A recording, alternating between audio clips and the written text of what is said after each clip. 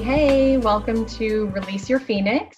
This is Heather Day, and I have a special guest today, Arielle Star, and we are going to be discussing masculine and feminine energies today and the ways that they interact with each other and some of the ways that we've noticed that parts of this are left out in traditional teachings and also in some of the teachings of individuals when they are focusing on only one of the energies at a time. So, Arielle, do you want to share a little bit of your background, kind of what you do, and then maybe we can discuss some of the experiences and perspectives that you have? Yeah, absolutely. It's really great to be here, Heather. Thank you so much, and just thank you, all of you, for tuning in with us today. I am an artist, but that's just like saying 1% of what it really is, which I'm sure everybody can relate to.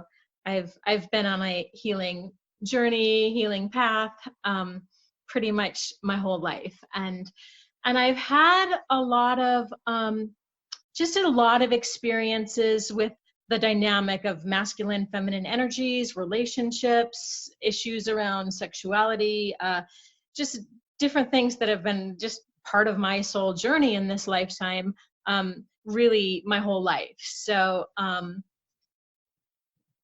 going through the various just personal growth and development, 3 years of shamanic apprenticeship and many years of different types of counseling and growth, and just, really decades of self-understanding and exploration, that's been specifically focused around this topic of love, relationship, male, female, masculine, feminine presences within each of us, within myself, within partnerships, etc. And so anyway, that's kind of what brings me here to this place of feeling like I have any qualification at all to discuss this. I'm certainly not any kind of expert or scholar in divine feminine and divine masculine,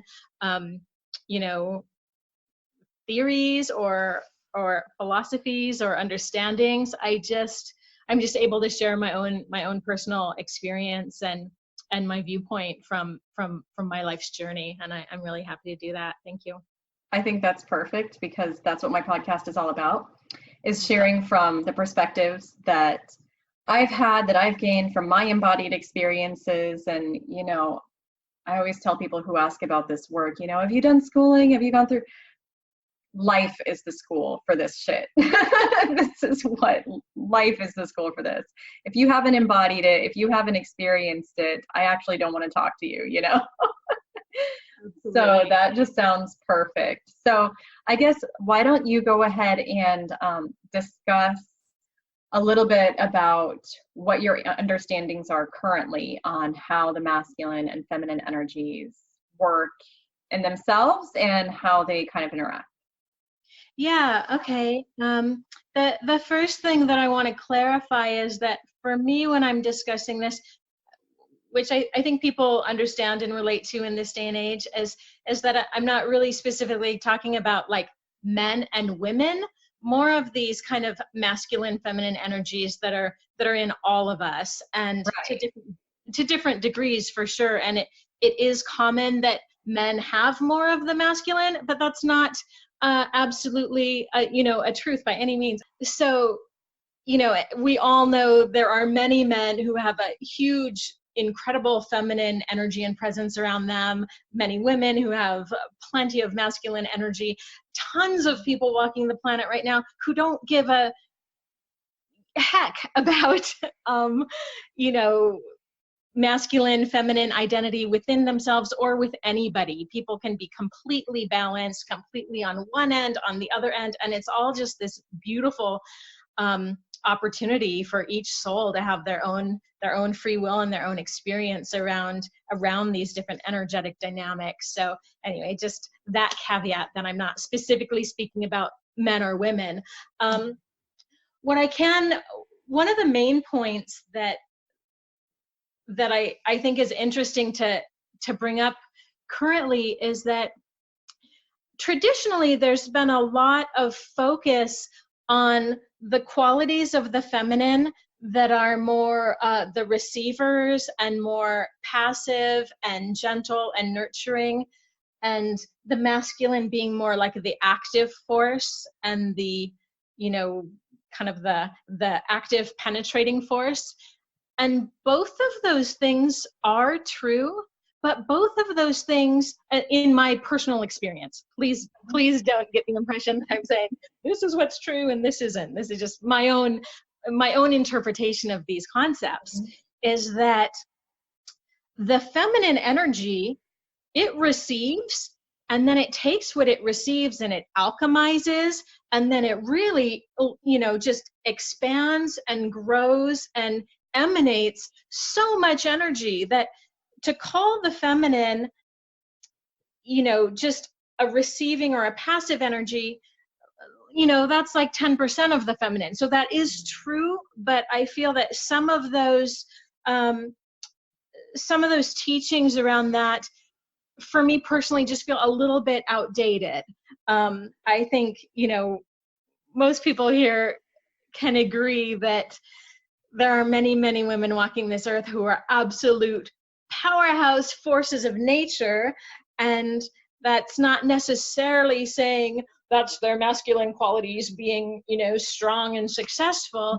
It's the feminine is soft and receptive, and the feminine is like a raging force of nature, fiery storm. So both of those things are true at the same time. So that's one piece of the puzzle. And then another piece of the puzzle that I find is really important to emphasize is that some of the older ideas and archetypes of the masculine being, you know, particularly like real warrior energy, or also real like priest, scholarly energy. There is the father energy, the king, there's these kind of masculine, patriarchal, kind of traditional energies. But what I have found through my life experience to really understand, particularly, I mean, I guess in some senses I am talking about men and women, but also what I think is really a quality of the divine masculine within many men that I know is that there is a quality that is within them, which I think is one of the most profound, beautiful, deep strengths that men have, that is this incredible, nurturing, loving, tender, caring essence. And I don't necessarily think that they're tapping into their feminine when they're doing this. I think it is a part of their masculine essence as well.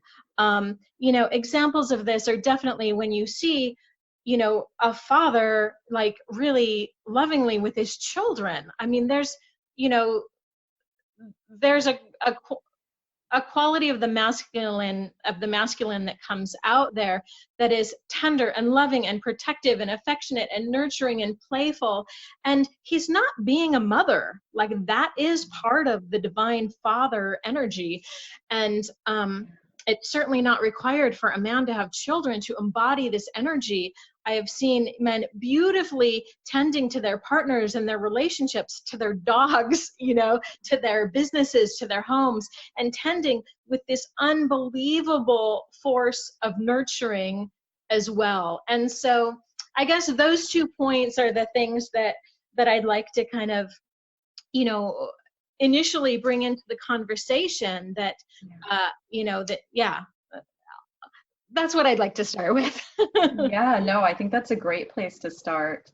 You know, when I first started experiencing my journey with balancing the masculine and the feminine, it began, you know, as an internal thing, just recognizing how imbalanced and how dominant my masculine energy was, which happens oftentimes to women in society who are trying to live to society's standards because of the things that society allows. And or will allow and says is okay, right? And this is something that I've actually been going into more deeply recently, is the things that society, the ways that society represses each one of these energies.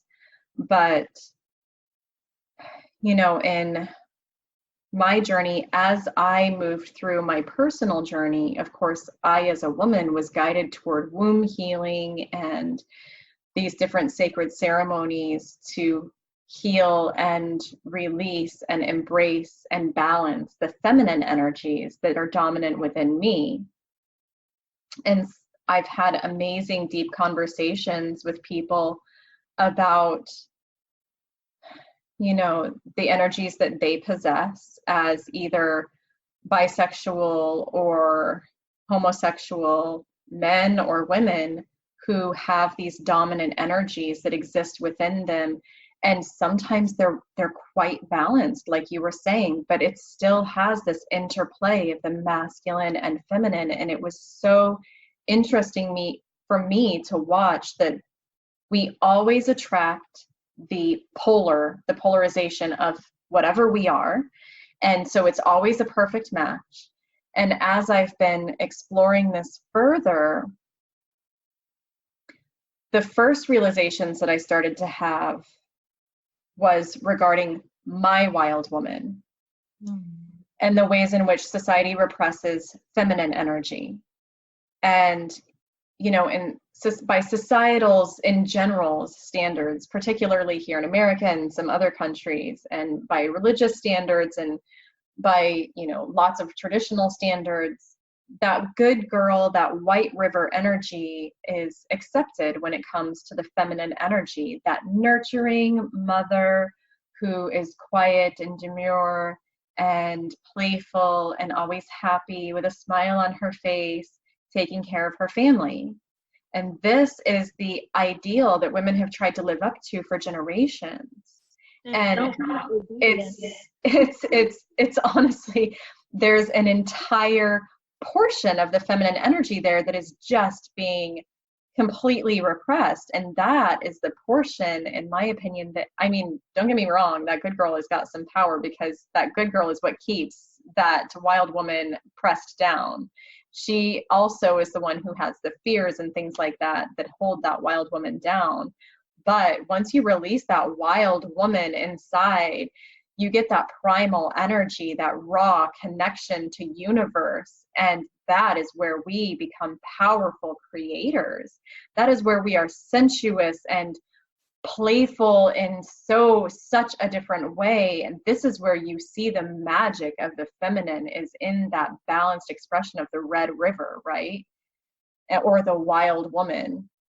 And as I recognized that I had that repressed within me, and as I was able to start bringing that out and really getting to know that woman and really getting to understand myself and fall in love with that part of myself and express that part of myself, I realized that I was looking for the polar of that in my man. I want a man who's wild, who's connected that way, who understands, you know, the connection to nature, who's playful.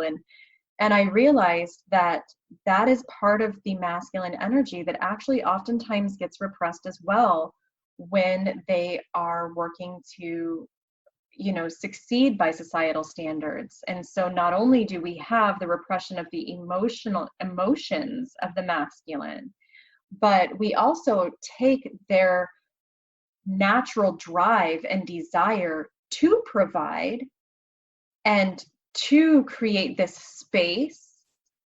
The masculine energy naturally wants to draw out the feminine energy. They naturally want to open that feminine energy so that it can be penetrated by their energy. That is that in order to do that, you have to have a supportive space that feminine energy is able to blossom into and fully express itself. And so by societal standards, men have been taught that the providing and support needs to come from material means.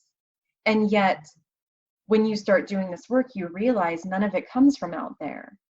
So if men are seeking the support for their family and their women through money and houses and cars and all of these things, neither one of them are ever going to feel fulfilled, because he isn't actually fully expressing his masculine energy the way that the way that his energy yearns to, and she isn't being supported in the way that she yearns to be supported, because it doesn't come down to anything outside of you. It's that internal masculine energy that's actually supporting her feminine energy to blossom and bloom within, that's actually that full expression of self, right?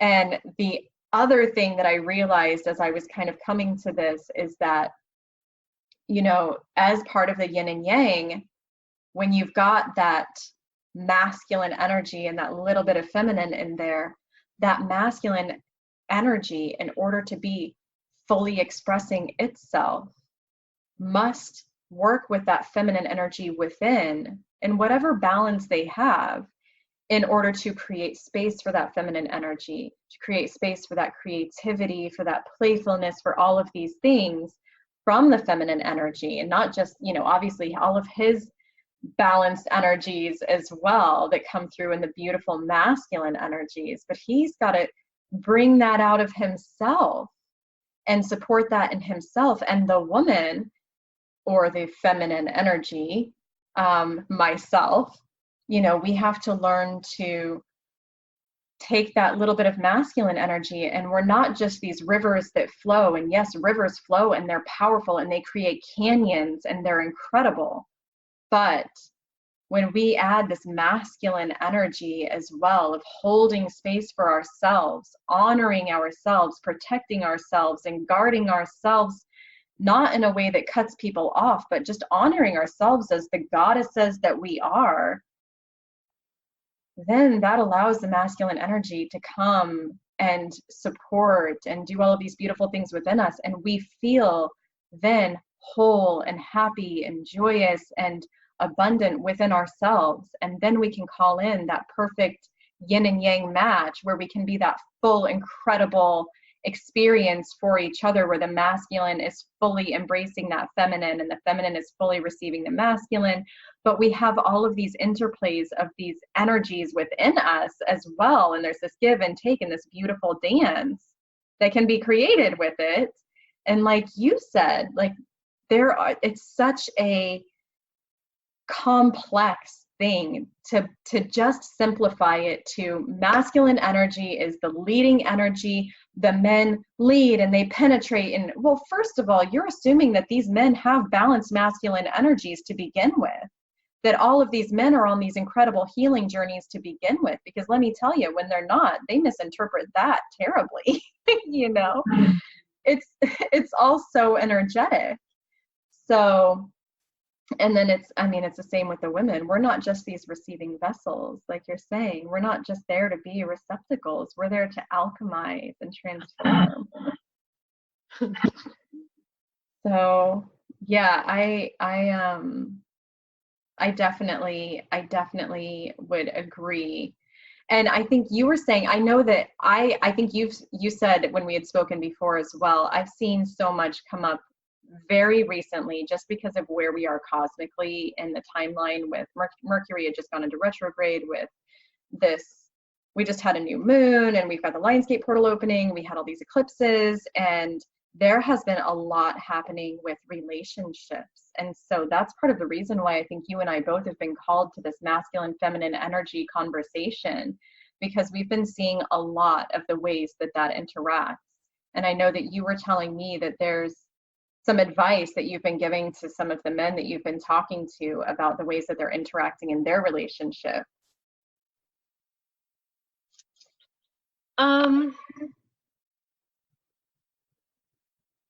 Yeah.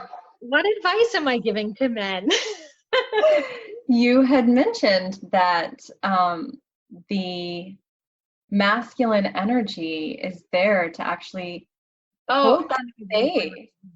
They're there to create that space, not just penetrate it, right? Yeah, absolutely. Well, you know, in describing this energy that the feminine has, where yes, we receive, and yes, we nurture, and yes, that's a huge part of who we are, but that we're also these total, you know, powerhouse forces of nature, we can't actually do the rest of the expanding and growing and expansion. We can receive and then we can alchemize, but in order to really expand and become the totally blossomed goddesses that we were born to be, we actually need this atmosphere of safety around us. There's this like container, this protection.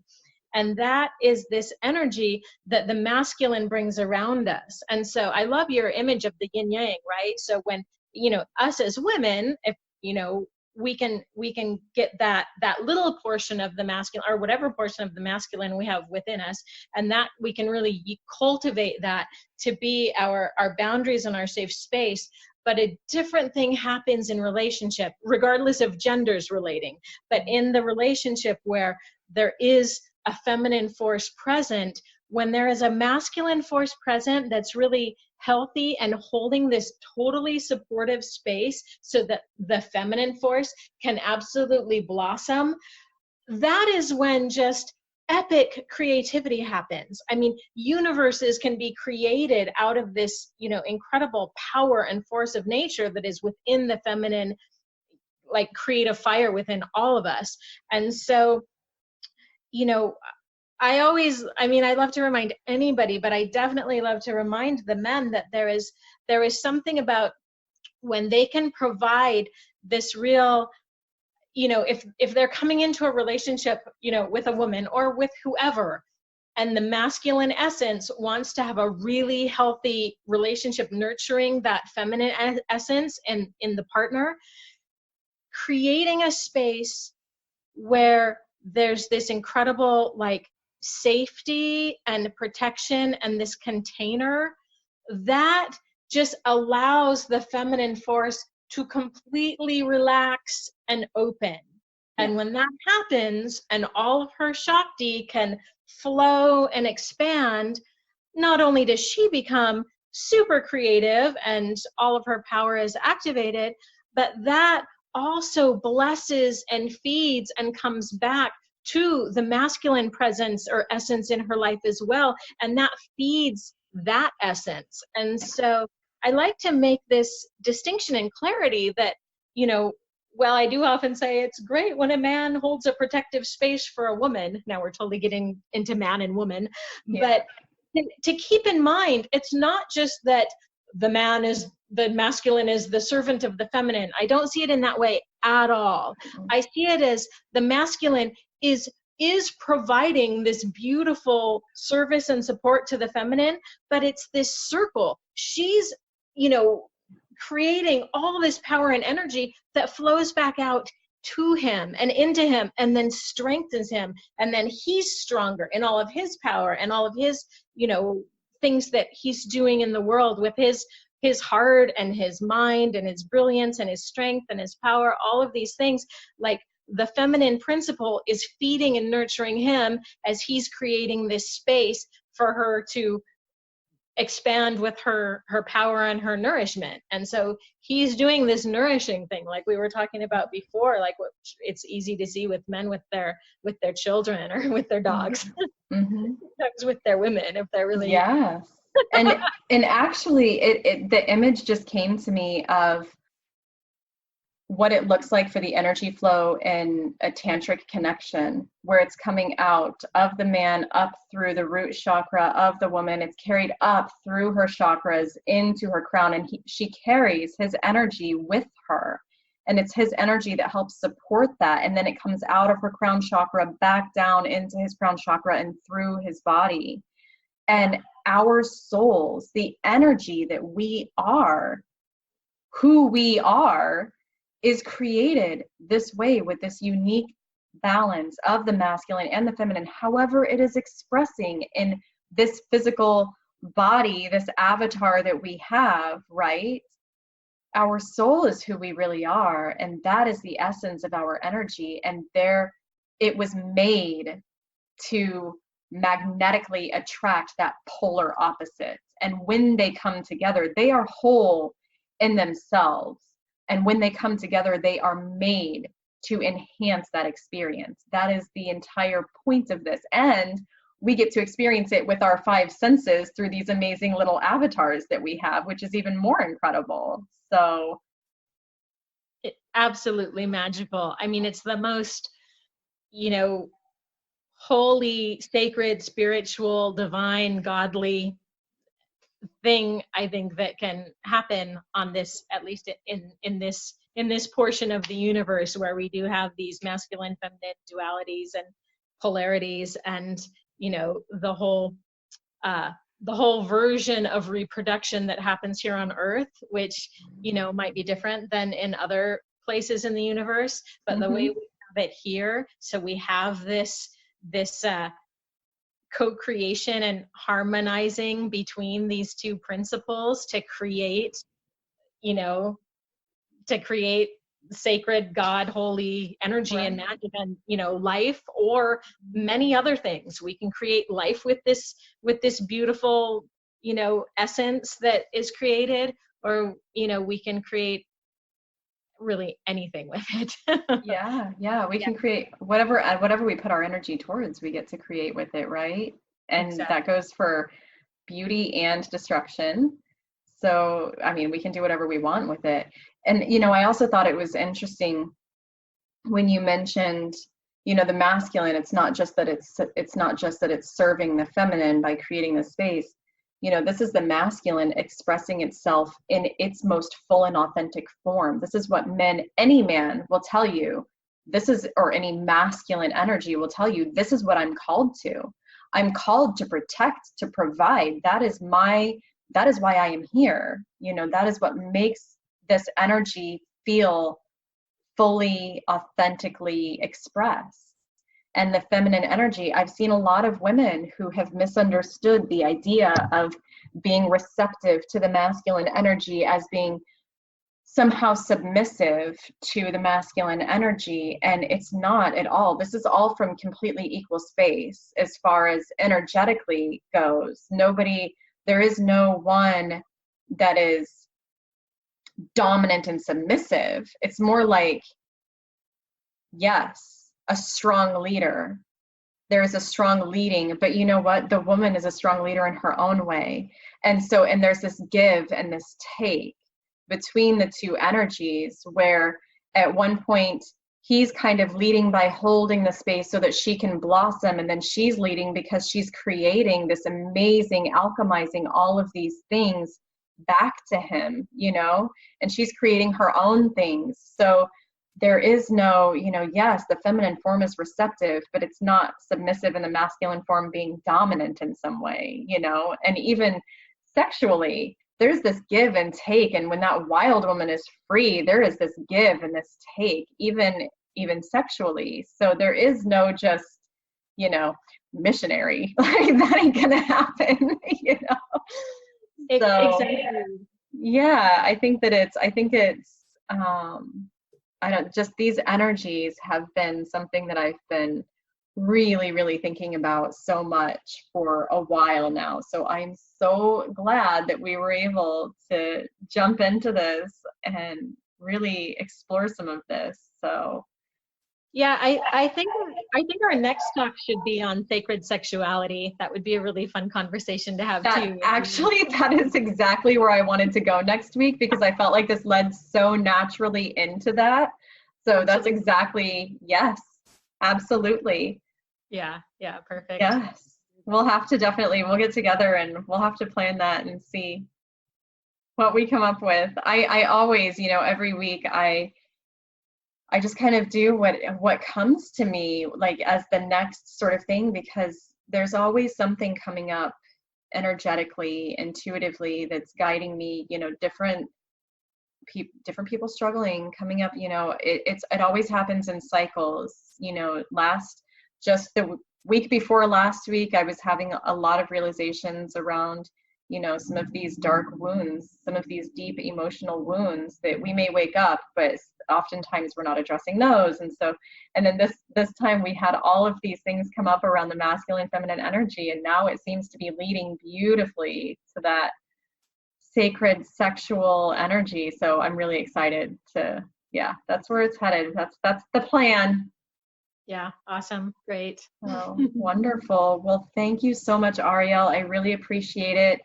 And guys, you can check out this podcast on Spotify, Release Your Phoenix, or you can go follow me on Instagram. You'll get all of my latest updates at Phoenix_Rising_2019. You can also follow me on Facebook under Phoenix Rising. And I'll have some more of Arielle Star, it looks like, next week for you guys. That would be awesome. And if any of you would like to see any of my art or more of the work that I'm doing, you can find me on Facebook at Arielle Star Sacred Art, and also on Instagram at Arielle Star Art. And Star is just with one R. And her work is incredible. It has such beauty. It has so much beautiful energy in it. And you do sell prints as well as originals, correct? Yeah, and that's actually going to be up and running here in the next couple of weeks. I'm in the process of changing print companies and working with this incredible company out of San Francisco that does amazing prints, like on metal and wood and different kinds of glass. Like, you can get your art printed on all these different mediums that just really show it in incredible ways. But yeah, thank you, Heather. Yeah, absolutely. Yes, your Mary Magdalene is beautiful. It's so beautiful. Thank you. So yes, please go check out Arielle Star, support her, go check out her paintings, and we would love any feedback, any topic that you would love to hear about. I'm always open and all ears. So thanks so much for watching. We'll see you next week. Blessings. Much love to everybody.